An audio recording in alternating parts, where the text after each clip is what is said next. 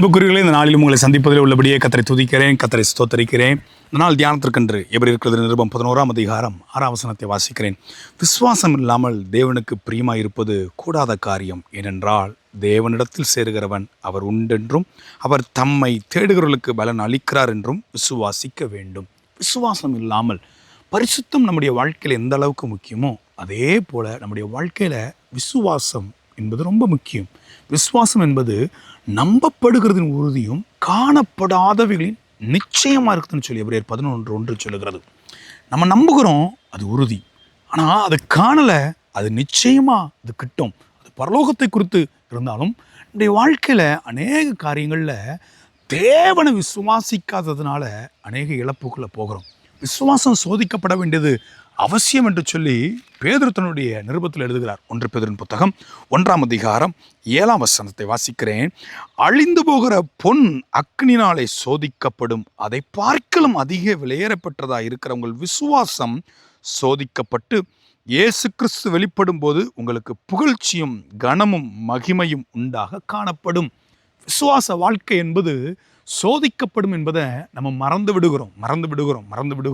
ஆண்டவரே, நீர் இதை தருவேன் என்று சொல்லியிருக்கிறீரே, இது இப்படி நடக்கும், நான் நல்லா இருப்பேன் நீங்கள் சொல்லியிருக்கிறீங்களே, ஏன் எனக்கு நடக்கலைன்னு பல கேள்விகள் நம்ம இடத்துல இருக்கலாம். ஒன்று புரிந்து கொள்ளுங்கள், ஆண்டவரை விசுவாசிக்கிறவர்கள் கண்டு விசுவாசிப்பதை பார்க்கலும் காணாமல் விசுவாசிப்பவர்கள் பாக்கியவான்கள் என்று சொல்லி வேதத்தில் வாசிக்கிறோம். ஆனால் இந்த விசுவாசம் சோதிக்கப்பட வேண்டும். நம்முடைய விசுவாசத்தின் அளவு எப்படி இருக்கிறது? நாம் யாரை ஆராதிக்கிறோம், யாரை தொழுது கொள்ளுகிறோம், எப்படிப்பட்டவர்களை விசுவாசிக்கிறோம்? விசுவாச தளர்வு நிறைய நாட்கள் நடக்கிறது. 1 பேதுருவின் புத்தகத்தில், அதே 1 பேதுருவின் புத்தகம் 1ஆம் அதிகாரம் 5ஆம் வசனத்தை வாசிக்கிறேன். கடைசி காலத்தில் வெளிப்பட ஆயத்தமாக்கப்பட்டிருக்கிற ரட்சிப்புக்கு ஏதுவாக விசுவாசத்தை கொண்டு தேவனுடைய பலத்தினாலே காக்கப்பட்டிருக்கிற உங்களுக்கு அந்த சுதந்திரம் பரலோகத்தில் வைக்கப்பட்டிருக்கிறது. இதில் நீங்கள் மிகவும் சந்தோஷப்படுகிறீர்கள். என்றாலும் துன்பப்பட வேண்டியது அவசியமானதால் இப்பொழுது கொஞ்ச காலம் பலவிதமான சோதனையினாலே துக்கப்படுகிறீர்கள். எப்பா, நீ துன்பப்பட வேண்டியது, உன் விசுவாசம் சோதிக்கப்பட்டு துன்பப்பட வேண்டியது அவசியம். ஆனால் நீங்கள் துக்கப்படுறீங்க.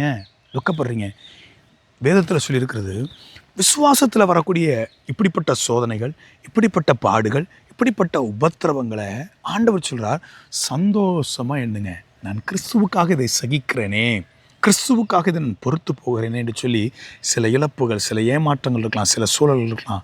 நம்புகிறேன், நீங்கள் விசுவாசிக்கும் போது கிறிஸ்துவின் உயிர்த்தெழுந்த வல்லமை அந்த இடத்தை சந்திப்பதற்கு, அந்த காரியங்களை சந்தித்து சுகப்படுத்துகிறதுக்கு அது போதுமானதாக இருக்கிறது. 1 கொரிந்தியரின் புத்தகம் அதன் 2ஆம் அதிகாரம் 4ஆம் வசனம். 1 கொரிந்தியர் 2ஆம் அதிகாரம் 4ஆம் வசனம் வாசிக்கிறேன். உங்கள் விசுவாசம் மனுஷருடைய ஞானத்தினால் அல்ல, தேவனுடைய பலத்தினால் நிற்கும்படிக்கு. விசுவாசம் தேவ பலத்தினால் நிற்கப்பட்டிருக்க வேண்டும். எபிரெயர் 12:1 இப்படியா சொல்லுகிறது, விசுவாசத்தை துவக்குகிறவரும் முடிக்கிறவருமாகிய அவரையே நோக்கி ஓடுங்க. உங்கள் போட்டத்தை பொறுமையை ஓடுங்க. சுற்றி நெருக்கி நிற்கிற பாவத்தை, பாரத்தை ஒதுக்கிட்டு அவரை நோக்கி ஓடுங்க. இன்றைக்கி கிறிஸ்துவர்களா, ரட்சிக்கப்பட்டவர்களாக இருக்கிறோம், ஆண்டவர் தான் தொழுது கொள்கிறோம். உங்கள் விசுவாசம் எங்கே? உங்கள் விசுவாசம் சோதிக்கப்படணும். உங்கள் விசுவாசம் எப்படி இருக்கிறது? விசுவாசம் இல்லாமல் தேவனுக்கு பிரியமாக இருப்பது கூடாத காரியம். அவங்கள பார்த்து கேள்வி கேட்குறேன், உங்கள் விசுவாசம் எங்கே? பிள்ளையின் வாழ்க்கை குறித்து கலங்கி கொண்டிருக்கலாம், சில சூழ்நிலை குறித்து கலங்கி கொண்டிருக்கலாம், எதிர்காலங்களை குறித்து கலங்கி கொண்டிருக்கலாம், நாளைக்கு நடப்பதை குறித்து கலங்கி கொண்டிருக்கலாம். முதலாவது ராஜ்யத்தை அவருடைய நீதியும் தேடுங்கள். நீங்கள் விசுவாசிக்கிற இன்னார் என்பதை அறிந்து கொள்ளுங்கள். இந்த நேரத்தில் அற்புதம் செய்ய கர்த்தர் போதுமானவராக இருக்கிறார். விசுவாசிக்கிறவனுக்கு எல்லாம் கூடும். மனுஷனால் கூடாது தான், தேவனால் எல்லாம் கூடும். மனுஷனால் இது கூடாத காரியம்தான், தேவனால் எல்லாம் கூடும். விசுவாசிச்சு பாருங்க, ஆண்டவர் நம்புங்க. விசுவாசம் இல்லாமல் தேவனுக்கு பிரியமாக இருக்க முடியாது. நம்முடைய ஞானத்தினால் அப்படி தானே போட்டிருக்கு 1 கொரிந்தியர் 2:4. உங்கள் விசுவாசம் மனுஷருடைய ஞானத்தினால் அல்ல, தேவனுடைய பலத்தினால் நிற்கும்படிக்கு. தேவ பலத்தில் விசுவாசம் நிற்கணும். அந்த விசுவாசம் தேவ பலத்தில் நிற்க முடியாமல் இருக்கிறதுக்கு அதே 1 கொரிந்தியர் புத்தகம் 2ஆம் அதிகாரம் 14ஆம் வசனத்தை வாசிக்கிறேன்.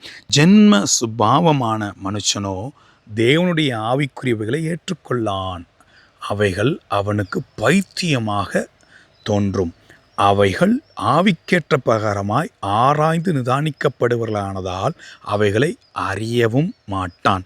ஆவிக்குரியவன் எல்லாவற்றையும் ஆராய்ந்து நிதானிக்கிறான், ஆனால் அவன் மற்றொரு நாள் ஆராய்ந்து நிதானிக்கப்படான். கர்த்தருக்கு போதிக்கத்தக்கதாக அவருடைய சிந்தையை அறிந்தவன் யார்? எங்களுக்கோ கிறிஸ்துவின் சிந்தை உண்டா இருக்கிறது. சிம்பிளாக சொல்கிறேன், உங்கள் விசுவாசம் ஆண்டவருக்கு போதிக்கிறவனமாக இருக்கக்கூடாது. ஆண்டவரை மிஞ்சி கிடையாது. அவரை நீங்கள் நம்புங்க. உங்கள் ஜென்ம சுபாவத்தினால், ஜென்ம மனுஷனினால் இதெல்லாம் நடக்காது, இது கிட்டாது நீங்கள் நினைக்கிறீங்களா? ஆண்டவர் விசுவாசிங்க, ஆண்டவர் நம்புங்க. இப்போ சொல்லுங்கள், ஆண்டவரே நான் இந்த காரியத்தில் உண்மை விசுவாசிக்கிறேன், இனி நான் கலங்க மாட்டேன்னு நீங்கள் சொல்லும்போது கர்த்தர் இந்த ராத்திரி நேரத்தில், இந்த நேரத்தில், இந்த சத்தத்தை கேட்குற இந்த நேரத்தில் உங்கள் வாழ்க்கையில் கிரியை செய்ய கர்த்தர் போதுமானா இருக்கிறார். கண்களை மூடுவோமா? தகப்பனே, நன்றியோடு கூட துதிக்கிறோம், நாங்கள் ஸ்தோத்தரிக்கிறோம். விசுவாசம் இல்லாமல் தேவனுக்கு பிரியமாக இருப்பது கூடாத காரியம். கொஞ்ச காலம் நீங்கள் துன்பப்பட வேண்டியது அவசியம். நீங்கள் சந்தோஷப்படுங்க, ஆனால் நீங்கள் துக்கப்படுறீங்கன்னு சொல்லி பேதுரு வாசிக்கிறோமே. விசுவாசம் வெளியேறப்பட்ட விசுவாசம் சோதிக்கப்பட வேண்டியது அவசியம் என்று சொல்லி 1 பேதுருல வாசிக்கிறோமே. ஆண்டவரே, மனுஷன் ஞானத்தினால் இந்த விசுவாசம் இருக்கிறது கூடாது என்று சொல்லி கொரிந்தியரில் நாங்கள் வாசித்தோமே. இந்த வார்த்தையின்படி எங்கள் வாழ்க்கை அர்ப்பணிக்கிறோம். உம்மை நோக்கி ஓட எங்களை அர்ப்பணிக்கிறோம். இந்த விசுவாசத்தில் இன்னும் பலப்படுத்துங்க. அற்பமான காரியங்களில் துவண்டு விடாதபடிக்கு எழும்பி தூசியை உதறிவிட்டு எழுந்திருக்க, விசுவாச அறிக்கை செய்ய, விசுவாசத்தில் இன்னும் அதிகமாய் பலப்பட உம்மை நோக்கி ஓட எங்களை அர்ப்பணிக்கிறோம். கர்த்தர் மகிமையுமாக இயேசுவின் மூலம் பிதாவே, ஆமேன், ஆமேன், ஆமேன்.